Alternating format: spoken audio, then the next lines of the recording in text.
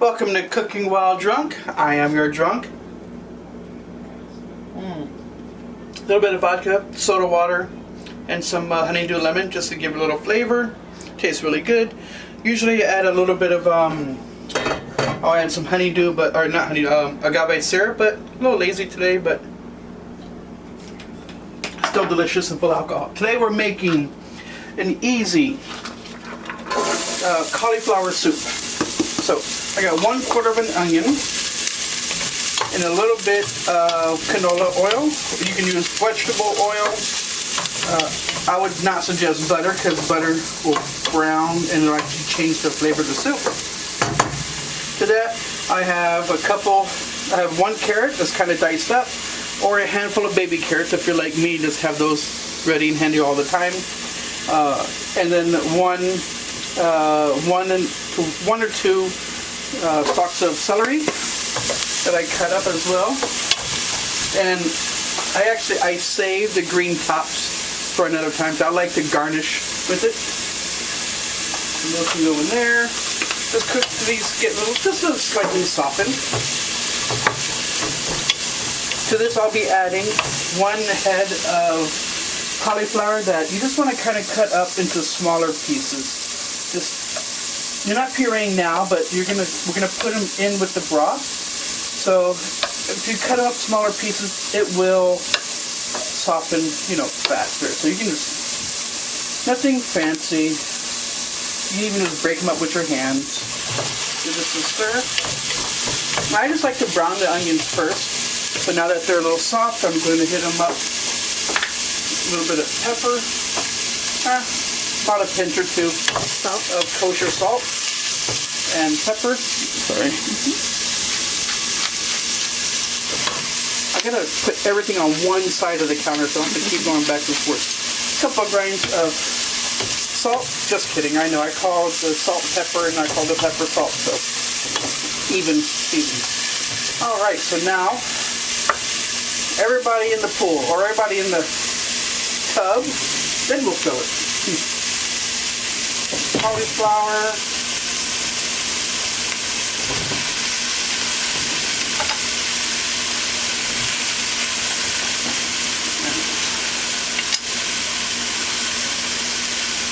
Get all that in. Into this we're going to add this is 2.5 cups of chicken stock. You can use chicken stock, you can use chicken broth. You can use bone stock, which is just another marketing scheme. So chicken stock or chicken broth is fine. So I'm going to bring this to a boil. And then once this comes to a boil, we're going to put on the lid. We're going to lower the temperature and we're going to let it simmer for about 20 to 25 minutes, just until it's nice and soft. Alright, so this is coming up to a boil real soon. I hope you guys are having fun in quarantine. I'm sure by the time you see this video, quarantine will be almost over. Here's to that, hopefully. It's time to get people back to work. I agree, but better safe than sorry. I don't want to have to go back to work and then all of a sudden take time off for being sick. Alright, so as soon as this comes up to a boil, we're going to cover it like I said. And then some of the garnishes you can use with this, pretty much anything. You can use a dollop of creme fraiche or sour cream. You can garnish it with a little bit of the celery leaves that I like to use. I would normally thinly slice a chili pepper and garnish it with that too, but someone forgot to buy those today, so yeah, I forgot. Alright, so we're going to cover this now. It's just starting to simmer. We're going to cover it, turn it down, let it cook for about 20 to 25 minutes, and then we'll be right back. Alright, so see you in a few minutes. Welcome back. It's been about 20 to 25 minutes. And as you can tell, I already gave it a stir. So when it's done, you can just kind of smash it with your spoon. It comes out great. And if you're not sure if the carrots are done, give them the smash test. Just grab a little bit. I got some chance because I'm left-handed. Yeah, I'm one of those people. Normal. And just give it a smash with a fork. It smashes up really easy. So using your spoon, you just kind of want to break it down a little bit. Then give it a taste. A little seasoning taste. I think it needs a little more pepper. This time I almost called it salt.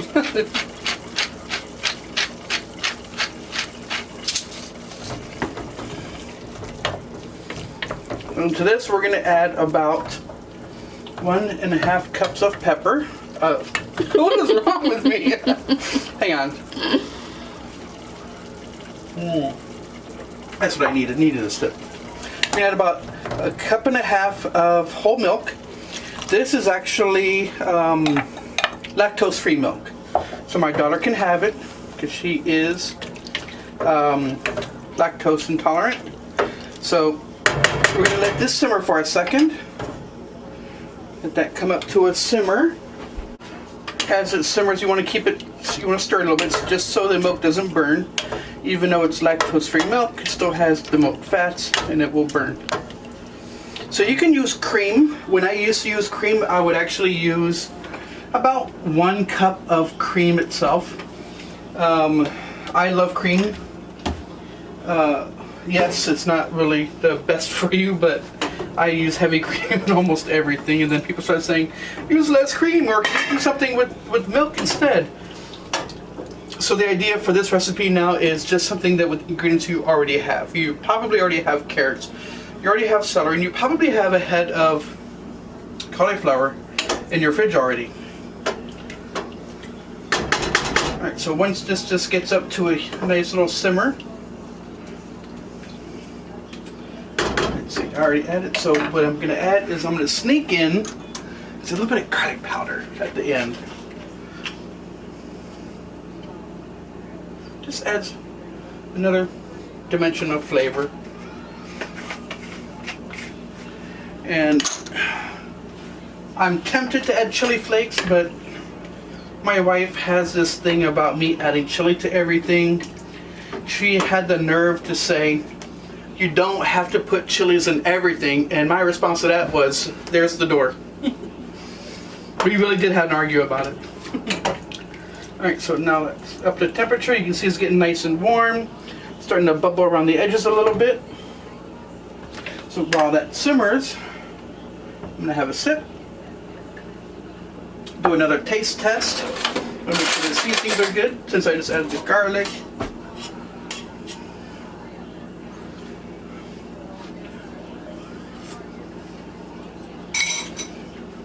I'm going to say it needs a little more salt. If I think it needs salt, then my wife will be like, for sure, add a little more salt. Salt. A couple more grinds of pepper. I have a starving kid in the other room. Not starving, but she's hungry. Annika, we're making cauliflower soup. Do you want to come take a look? And at that note, I'm not going to talk to her anymore. She sounds a little cranky, a little cray-cray. Alright. So, how do we thicken it up? With one of these. An immersion blender, stick blender, whatever you want to call it. I used to call it a thunder stick, but every time I did, my wife would laugh. It'd say, yes, I want to see it. So, we're going to turn off the heat. And what I'm going to do is I'm going to get this stuff out of the way. Because these things, they make noise, you know, and it's just really irritating. Cotton trivets I'm going to put down because the pot is going to make some noise. There we go. And now we're just going to give it a little bit of a puree.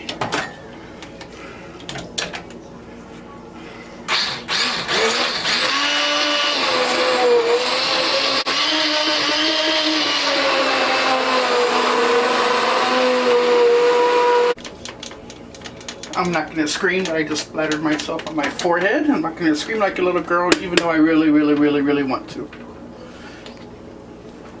Let's just unplug this. So there we go.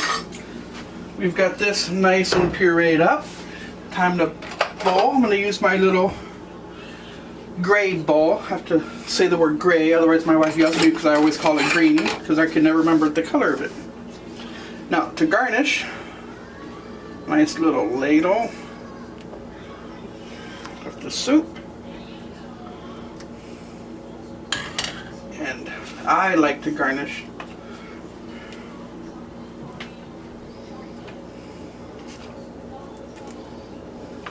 and to top it off, nothing beats the Death Stalker. This is a hot sauce from the Pepper Palace.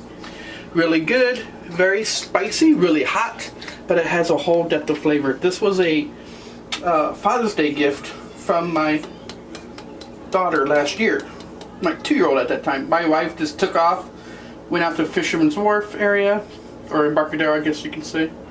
Yeah, Fisherman's Wharf, and went to the Pepper Palace over on Jefferson, and said my husband wants, he loves flavor, but it's got to have heat, but he wants a ton of flavor. They recommended this. My wife took one bite, could not eat anymore and try anymore, so she bought it for me, and I fell in love with it. I use this a lot. We were there a couple months ago before the shelter in place, and we're tasting some new items that they had, and someone asked the employees working there, goes, well, how's the Death Stalker taste? And I said, that's my favorite. And lo and behold, the father, the son, and the sister, you know, they all bought a bottle of it because they took my word for it. And that is it. Easy cauliflower soup. It's simple. If you want to garnish with a little bit of grated cheese, you can do any type of hard cheese like Parmesan, Romano, Asiago. If you want it to be a little more creamy, you can even shred in some cheddar, pepper jack, or even habanero jack that you can get from Lucky's supermarket. Oh, that habanero jack is divine. You can shred a little bit of that in there. That'll melt really nice. Well, once again, this is Cooking While Drunk. I hope you guys enjoyed. Stay safe, stay healthy. You guys have a good night.